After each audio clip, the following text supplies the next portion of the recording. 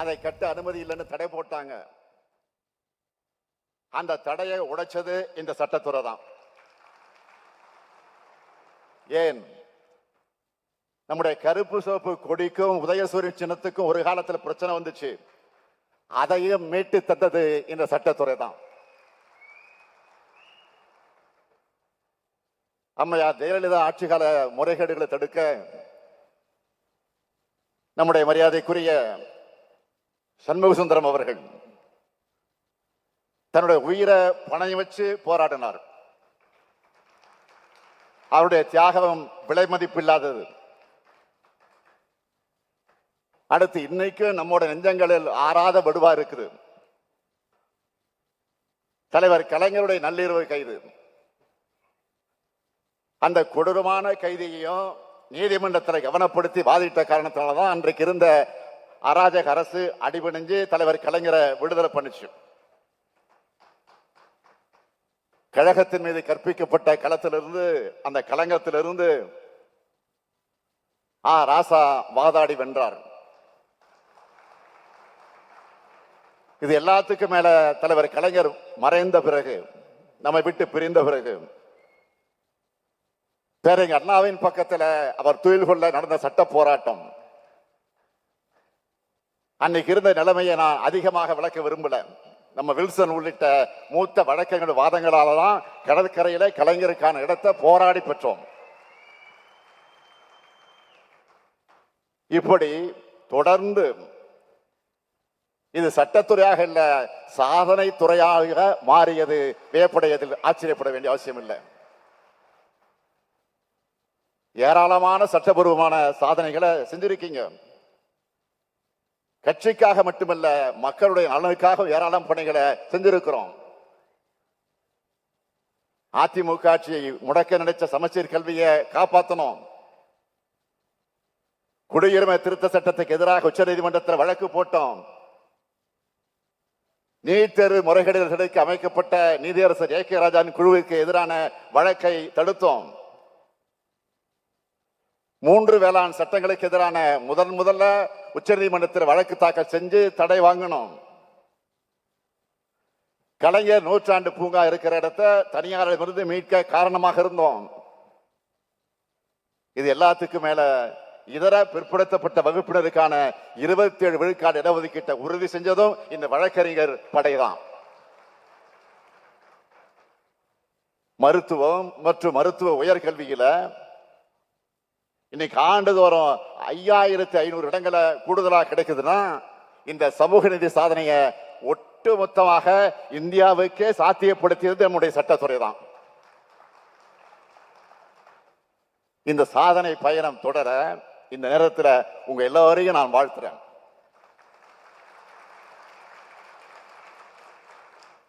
திமுக சட்டத்துறைக்கு வரலாறு இருக்கு, ஒரு கம்பீரம் இருக்கு, வரைமுகம் இருக்கு. நம்முடைய சட்டத்துறையிலிருந்து தான் நீதியரசர் ரத்னவேல் பாண்டியன் போன்றவர்கள் உருவானாங்க. சட்டத்துறையை சார்ந்தவங்க உச்ச நீதிமன்ற நீதிபதிகளாக, உயர் நீதிமன்ற நீதிபதிகளாக, மாநில அமைச்சர்களாக, ஒன்றிய அமைச்சர்களாக, நாடாளுமன்ற உறுப்பினர்களாக, சட்டமன்ற உறுப்பினர்களாக சிறப்பாக பணியாற்றினாங்க. இன்னும் பணியாற்றி கொண்டிருக்கிறாங்க. நீதிமன்றங்கள் மட்டும் இல்ல, தொலைக்காட்சி வாதங்களையும் எதிர்கட்சியினுடைய பொய்களை தன்னுடைய கூர்மையான வாதங்களால தோலுரிக்கிறாங்க. இப்படி கழகத்துக்கு தோல் கொடுக்கும் இந்த சட்டத்துறையிலிருந்து ஏராளமான ரத்னவேல் பாண்டியன் போன்றவர்கள் நீங்கள் உருவாகணும். அதாவது நம்முடைய சட்டத்துறையிலிருந்து மாவட்ட நீதிபதிகள், உயர் நீதிமன்ற நீதிபதிகள், உச்ச நீதிமன்றத்தினுடைய நீதிபதிகள் உருவாகணும். இங்க ஏராளமான சீனியர் லாயர்ஸ் இருக்கிறீங்க, மூத்த வழக்கறிஞர்கள் இருக்கிறீங்க. நீங்க நம்முடைய இளம் வழக்கறிஞர்களுக்கு அதுக்கான வழிகாட்டியாக இருக்கணும், பயிற்சிகளை வழங்கணும். இளம் வழக்கறிஞர்களுக்கு சட்டத்தின் பார்வையோட சமூக நீதியின் பார்வையும் உருவாக பயிற்சி வைக்கணும். அடுத்ததா உங்க முன்னாடி இருக்கிற இன்னொரு முக்கிய கடமை, நாம தொடர்ந்து வைத்து வரக்கூடிய கோரிக்கையான நீதிபதிகள் நியமனத்துல சமூக நீதி பின்பற்றப்பட உரையாடல்களை நீங்க தொடங்கணும். அடுத்து நம்ம என்ன இளங்கோ ஏற்பாடு செஞ்சிருக்கக்கூடிய இந்த மாநாட்டோட முக்கியமான நிகழ்ச்சியா மாநிலங்களவை உறுப்பினர் ஒன்றிய முன்னாள் அமைச்சர் மதிப்பிற்குரிய கபில் சிபில், முன்னாள் தலைமை தேர்தல் ஆணையர் SY குரேஷி, மூத்த பத்திரிகையாளர் இந்து என் ராம் ஆகியோரை கண்ட ஒரே நாடு ஒரே தேர்தல் என்ற கலந்துரையாடல் ஏற்பாடு செஞ்சு அவங்களும் தன்னுடைய வாதங்களை அழுத்த திருத்தமாக எடுத்து வச்சிருக்கிறாங்க. நான் நேரடி தொலைக்காட்சியில் நேரடியாக பார்த்தேன். இன்றைய காலகட்டத்தில் மிக தேவையான உரையாடல் அது. இந்த மாநாட்டு வாயிலாக நான் எல்லோருக்கும் சொல்லிக்க விரும்புகிறது, ஒன்றியத்தில் ஆட்சி பொறுப்பில் இருக்கிற பாஜகவை பொறுத்த வரைக்கும் ஒரே மதம், ஒரே மொழி, ஒரே பண்பாடு, ஒரே உடை, ஒரே உணவுன்னு ஒற்றை பண்பாட்டை நோக்கி நாட்டை நகர்த்த பார்க்குது. அதுக்காகத்தான் ஒரே தேர்தல் கிளம்பி இருக்காங்க. ஒரே அரசியல் நிலையை உருவாக்க மாநிலங்களை அழிக்க பார்க்கிறாங்க. பாஜகவை பொறுத்த வரைக்கும் பெரும்பாலும் குறுகிய கால செயல் திட்டமாக இருக்காது, நீண்ட கால செயல் திட்டமாகத்தான் இருக்கும். இப்போ நாடு முழுக்க ஒரே நேரத்தில் தேர்தல் சொல்றவங்க காலப்போக்கில் நாட்டுக்கே ஒரே தேர்தல் சொல்ற நிலையை உருவாக்க நினைக்கிறாங்க. இது ஒற்றையாட்சிக்குத்தான் வழிவகுக்கும். இன்னும் சொல்லணும்னா இது தனி மனிதர் ஒருவர்கிட்ட தான் அதிகாரத்தை கொண்டு போய் சேர்க்கும். இது பாஜக என்ற கட்சிக்கு கூட நல்லதில்லை. இன்னைக்கு பிரதமராக இருக்கிற நரேந்திர மோடி அவர்களை சர்வாதிகார ஆக்கத்தான் இந்த சட்டம் பயன்படும். பாஜகவும் பாஜகவுக்கு மூளையாக இருந்து செயல்படக்கூடிய அமைப்புகளும் விரிக்கக்கூடிய வலையில இந்த அரசியல் காரணங்களுக்காக பாஜக ஆதரிக்கக்கூடிய கூட்டணி கட்சிகள் விழுந்துவிடக் கூடாது. இந்த சட்டத்தை ஆதரிக்க கூடாதுன்னு இந்த கூட்டத்தின் வாயிலாக நான் கோரிக்கை வைக்கிறேன். பாஜக ஆட்சியை ஆதரிங்க, அது உங்க தனிப்பட்ட விருப்பம். ஆனா இந்தியாவோட கூட்டாட்சி கருத்தியலுக்கு முரணான சட்டங்களை,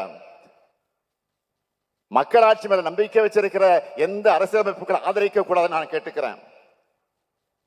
இப்படி ஒரு சட்டத்தை அறிவிச்சப்போ நம்மை போன்ற அரசியல் இயக்கங்களை கடந்து வெளியில் இருந்து எதிர்த்தவர்கள், முன்னாள் தலைமை தேர்தல் ஆணையர் மரியாதைக்குரிய SY குரேஷி அவர்கள் பலமுறை தேர்தல்கள் நடத்துறதுனால தேர்தல் செலவு அதிகமாகுன்னு பாஜக தரப்பு சொன்ன போது, ஒரே நேரத்தில் தேர்தல் நடத்துறதுனால தான் அதிகமான செலவாகும். தேர்தலுக்கான கருவிகளும் ஆட்களும் பாதுகாப்பும் ஒரே நேரத்தில் தேவைப்படுகிறதுனால செலவு அதிகமாகத்தான் ஆகும்னு குரேஷி அவர்கள் சரியாக சொன்னார். இந்த சூழல்ல இந்திய அரசியலமைப்பை கூட்டாட்சி கருத்தியலை காக்க ஒரே நாடு ஒரே தேர்தல் முறையை நாம் இறுதி வரை எதிர்த்தாகணும். ஏன்னா நான் முன்னாடியே சொன்ன மாதிரி பாஜகவோட செயல் திட்டங்கள் நீண்ட காலத்துக்கானது. தங்களுடைய செயல் திட்டங்களுக்கு இடையூறாக இருக்கிறவங்களுக்கு எதிரான கருத்துருவங்கள் மெதுவாக சமூகத்தில் விதைக்க பார்க்கிறாங்க. அதுக்கு துணையா பல எடுபடிகளை பேச வைப்பாங்க. தன்னுடைய கையில் இருக்கக்கூடிய மீடியாக்களை வச்சு பொய் செய்திகளை பரப்புவாங்க, விவாதங்களை கட்டமைப்பாங்க, அளவில்லாமல் அவதூறுகளை அள்ளி இறைப்பாங்க, பச்சையான பொய்களால் கொச்சைப்படுத்துவாங்க. பாஜகவோட வாட்ஸ்அப் யூனிவர்சிட்டி தீய வேலை செய்யும். இதையெல்லாம் கடந்துதான் நாம் போராடணும், வெற்றி பெறணும். இப்ப கூட இந்திய நாட்டையும் அரசியலமைப்பு சட்டத்தையும் மக்களாட்சியும் காக்கத்தான் நாம போராடிக்கிட்டு இருக்கோம். ஆனா நம்ம அரசியலமைப்பு சட்டத்துக்கு எதிரானவங்களாக சித்தரிக்கிற முயற்சிகளை இறங்கி இருக்கிறார் தமிழ்நாட்டினுடைய ஆளுநர் RN ரவி அவர்கள். எந்த ஆளுநர்? மரபுப்படி நிறைவா பாடப்படக்கூடிய நாட்டுப்பண் பாடலுக்கு கூட நிற்காம வெளியேறின ஆளுநர். இருந்தாலும் ஒன்றிய அரசுக்கு நான் வைக்கும் கோரிக்கை என்பது, நான் ஆளுநரை விமர்சிக்கிறேன் என்பதற்காக அவரை மாத்திடாதீங்க. அவர் பேசத்தான் பாஜக நாட்டில் அம்பலப்படுது. திராவிட கொள்கைகள் மேலும் மேலும் மக்களிடம் சென்று சேருது. அவர் பேச பேசத்தான் மக்களுக்கு மாநில சுயாட்சி முழக்கத்தினுடைய நியாயங்கள் புரியுது. இன்னும் சொல்லணும்னா, இன்று முழுக்க இந்த மாநாட்டில் நம்முடைய தோழர்கள் திராவிடவியல் இயக்கத்தினுடைய குறித்து அழுத்தமாக உணர்வோடு பேசுறதுக்கான தூண்டுகோலாக இருந்து வரும் நம்முடைய ஆளுநர் அவர்கள் தான்.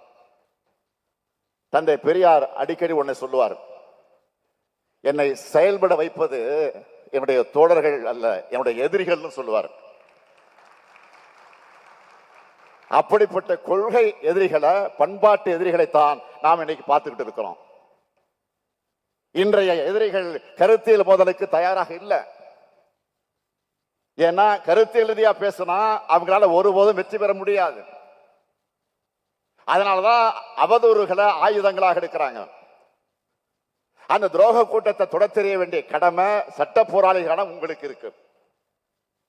இந்திய அரசியலமைப்பு சட்டத்தை காக்கக்கூடிய கடமை நமக்கு இருக்கு. இந்தியா முழுமைக்கு சமூக நீதியை உருவாக்கி தந்து பாதுகாக்கிற கடமையும் நமக்கு இருக்கு. எனவே இங்க இருக்கு சட்ட போராளிகளுக்கு நான் சொல்லிக்கொள்ள விரும்புவது, நீங்கள் கொள்கை போராட்டத்திலையும் ஈடுபடணும், உதவணும், உங்களை ஒப்படைத்துக் கொள்ளணும், தேர்தல் களத்திலையும் உதவணும். தேர்தல் நேரத்தில் உங்களுடைய வாரும் பணிகள் எல்லாம் மகத்தானது, பாராட்டுக்குரியது. இன்னைக்கு நினைச்சாலும் நான் மகிழ்ந்து கொண்டு இருக்கிறேன்.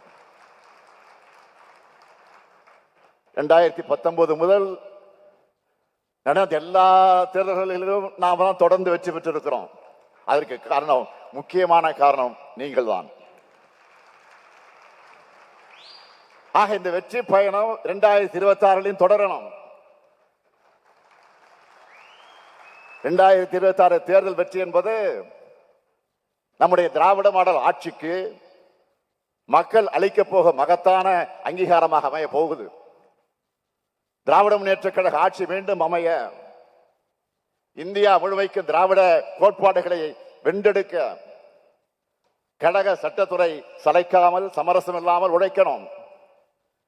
கழகத்தின் காவல் அரணா விளங்குகிற சட்டத்துறை சார்பில் கழக வழக்கறிஞர் அண்ணனுக்காக இன்னைக்கு 5 கோடி ரூபாய் கொடுத்திருக்கிறீங்க. அது ஆக்கபூர்வமான திட்டங்கள்ல பயன்படுத்திக்க என்ஆர் இளங்கோ அவர்கள் ஒரு செயல் திட்ட வகுக்க சொல்லி இருக்கிறேன். அதன் அடிப்படையில் அந்த அறிவிப்புகள் வரும் என்பதை சொல்லி கழக வழக்கறிஞர் அனைவருக்கும் என்னுடைய நல்வாழ்த்துக்களை நன்றியும் சொல்லி விடைபெறுகிறேன். நன்றி, வணக்கம்.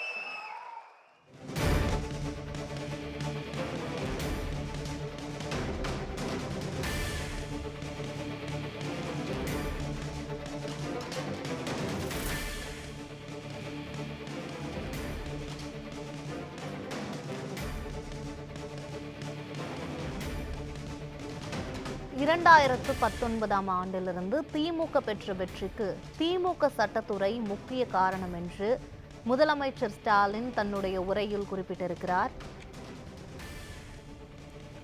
திமுக சட்டத்துறை மாநாட்டில் ஒரே நாடு ஒரே தேர்தல் முறைக்கு எதிராக தீர்மானம் நிறைவேற்றப்பட்டிருக்கிறது.